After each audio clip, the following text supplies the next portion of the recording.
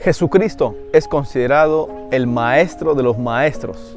Es más, la Biblia lo llama el que es la vida, el camino y la resurrección. Pues Jesucristo, su nombre lo dice, es el Mesías, aquel que vino a salvarnos del pecado.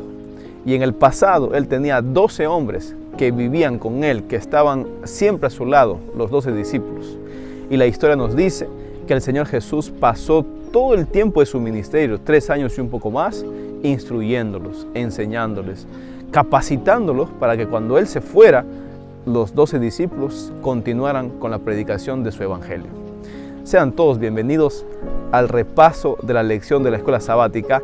En esta ocasión hablaremos sobre Instruyendo a los discípulos, parte 1.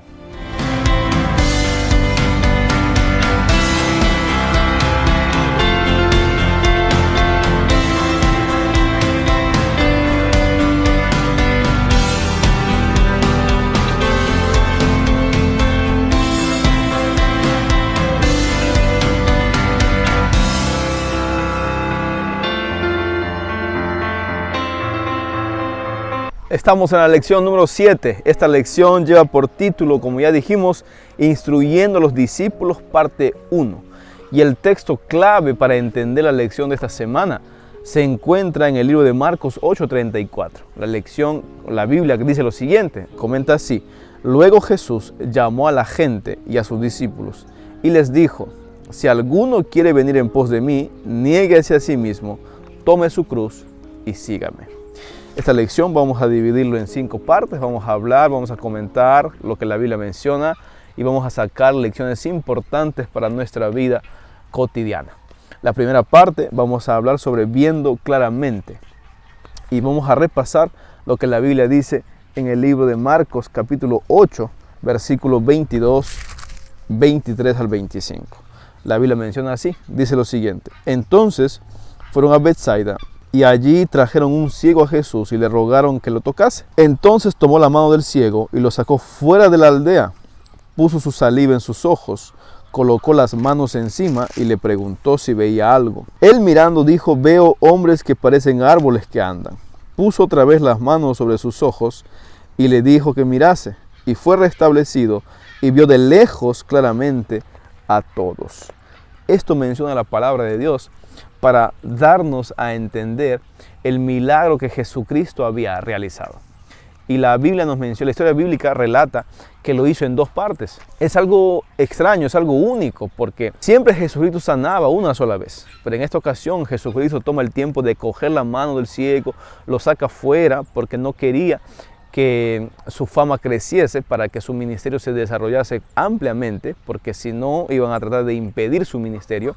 Lo saca fuera y cura en 2 partes. La primera, el ciego ve borroso, y la segunda, el ciego puede ver claramente. ¿Y por qué esto hizo Jesucristo así, de esta forma? Este milagro lo hizo de esta forma porque Él quería desarrollar la fe de este ciego. Él quería que este ciego fortaleciera su fe en Cristo Jesús y pudiese darse cuenta de que solamente Él podía sanarlo. Ahora, la palabra de Dios también comenta quién era Jesús. La Biblia menciona en el libro de Marcos 8, 27 y versículo 29 lo siguiente. Dice así: Jesús y sus discípulos salieron por las aldeas de Cesarea de Filipo y en el camino preguntó a sus discípulos: ¿Quién dicen los hombres que soy yo? Y el versículo 29 dice así: Entonces volvió a preguntar: ¿Y vosotros quién decís que soy?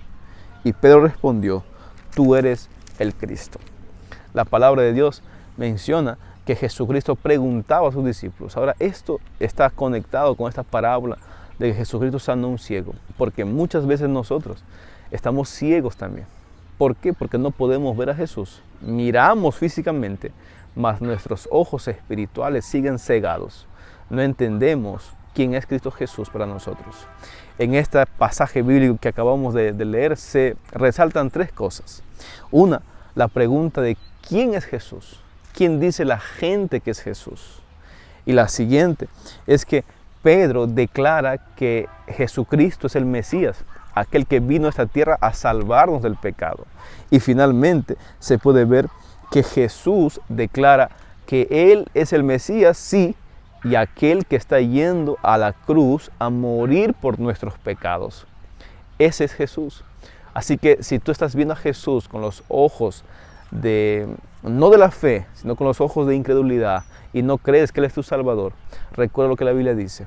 Jesucristo es aquel que fue a la cruz a morir por tus pecados y por los míos para que podamos tener libertad y vida en este momento. Así que si tú estás pasando momentos difíciles, recuerda, el único que puede liberarte, que puede salvarte, que puede darte paz, felicidad a tu vida, es ese Salvador, es Jesucristo.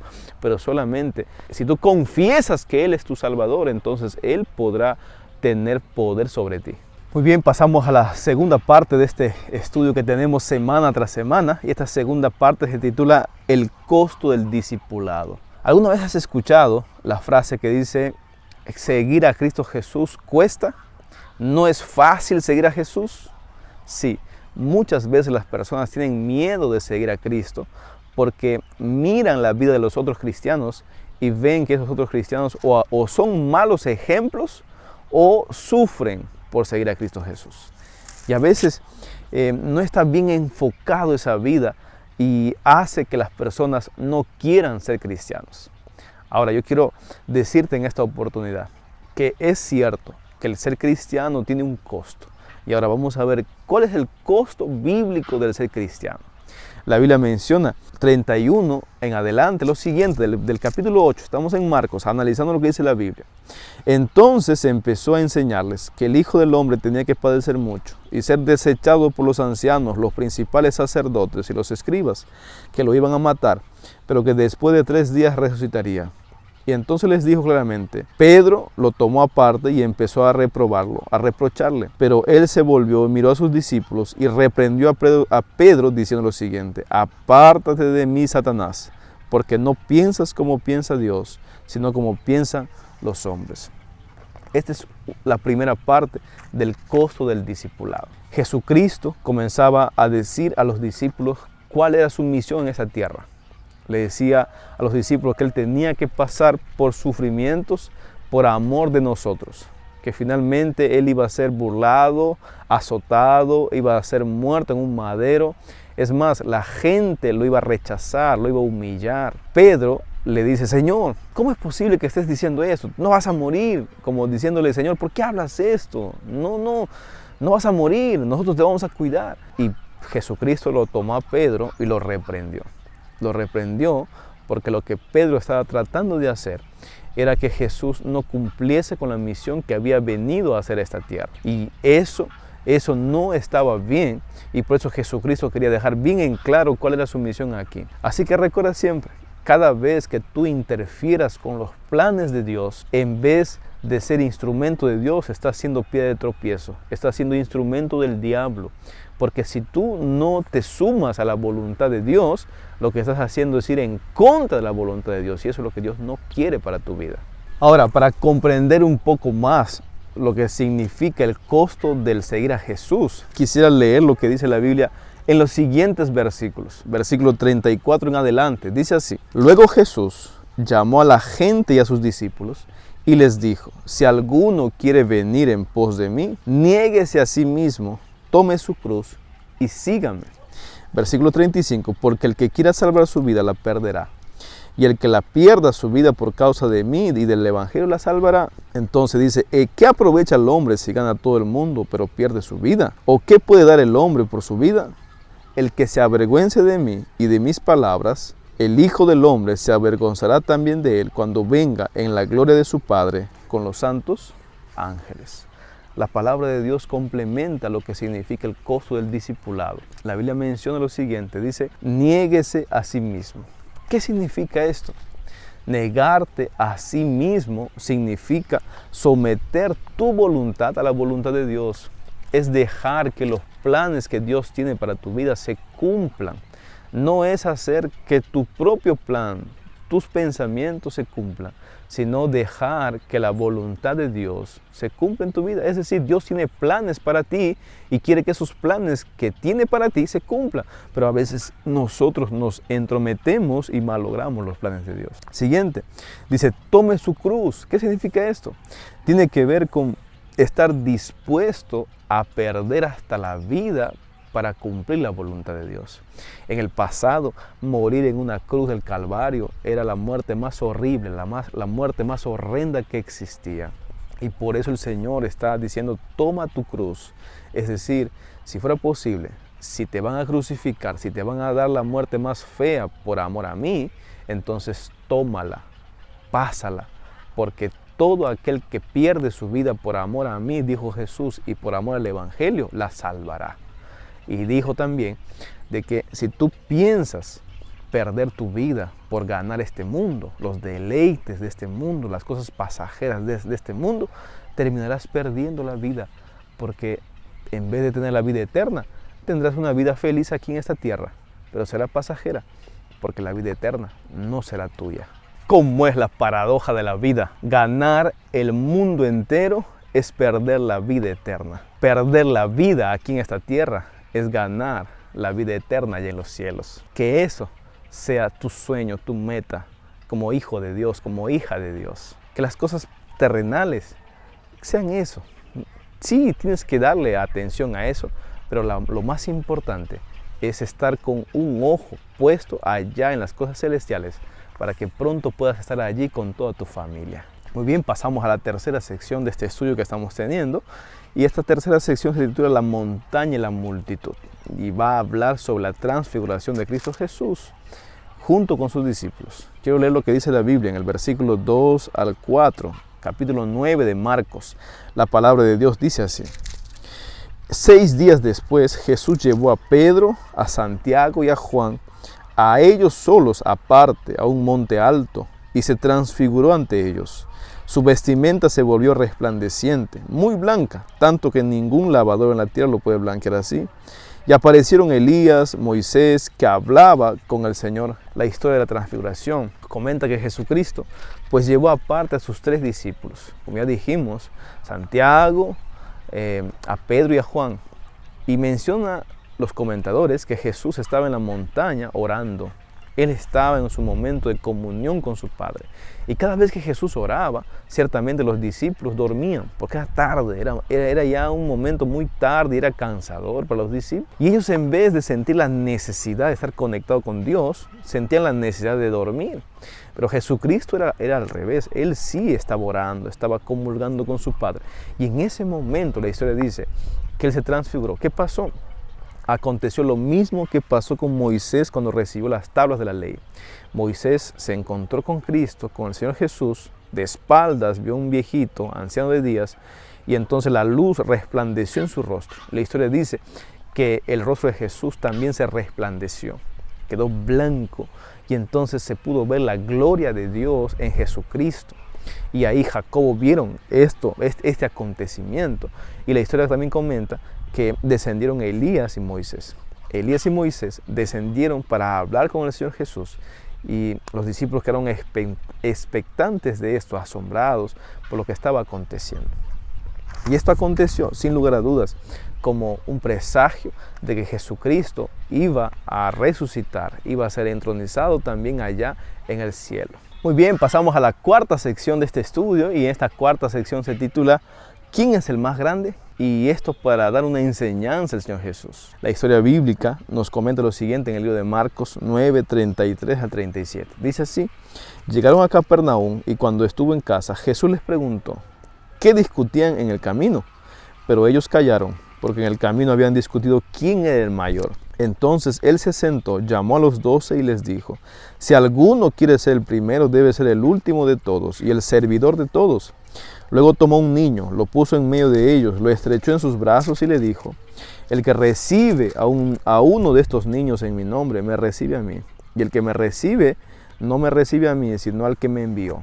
Eso refiriéndose al Padre. Es interesante cómo el Señor Jesús describe la grandeza. La grandeza está en servir y en ser último. Pero esto, en el lenguaje o en el idioma moderno, podríamos decir que está desfasado, porque todos quieren ser el que sale en la foto, el primero, el que figura, el que lleve los honores, el que lleve las felicitaciones.